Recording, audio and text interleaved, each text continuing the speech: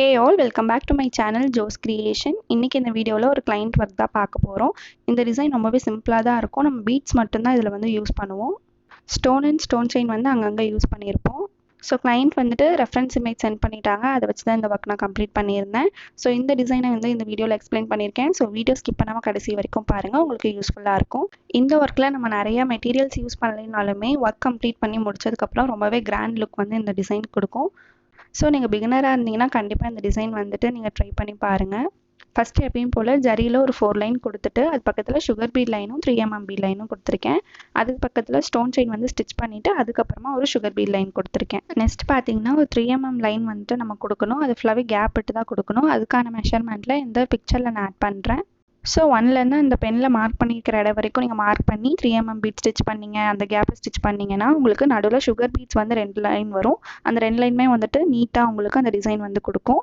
So இந்த measurement use பண்ணி நீங்கள் இந்த டிசைன் ஒர்க் பண்ணிங்கன்னா டிசைன் வந்துட்டு நீட்டாக உங்களுக்கு அவுட்லுக் வரும்.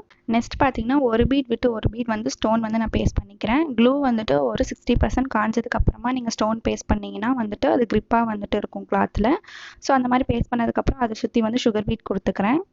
ஸ்டோனை சுற்றி சுகர் பீட் கொடுத்ததுக்கப்புறமா அதுக்கு மேலே 3 பீட் வந்துட்டு ஸ்டிச் பண்ணிக்கிறேன். 3mm பீடில் சுகர் பீட் வச்சு கேப் விட்ட இடத்துல 2mm பீட் வந்து சுகர் பீட் வச்சு நான் வந்து ஸ்டிச் பண்ணிவிட்டு அதுக்கு மேலே ரவுண்ட் ஷேப்பில் இருக்க கோல்டு கலர் ஸ்டோன் வந்து பேஸ்ட் பண்ணிக்கிறேன்.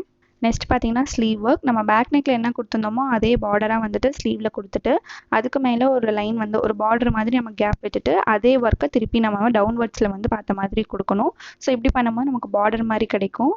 அதுக்கு மேலே பார்த்தீங்கன்னா அந்த லைனுக்கு எல்லாமே 1.25 இன்ச் வந்து கேப் விட்டுட்டு சுகர் பீடும் 2mm பீடும் வச்சு நான் ஸ்டிச் பண்ணி இந்த டிசைன் நான் கம்ப்ளீட் பண்ணியிருந்தேன்.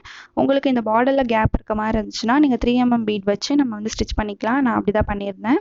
ஸோ ஓவராலாக ப்ளவுஸ் இப்படி தான் இருந்துச்சு. ஃப்ரண்ட் நெக்குக்கு சேம் பேக் நெக்கில் என்ன பண்ணமோ அதே டிசைன் தான் பண்ணியிருந்தேன்.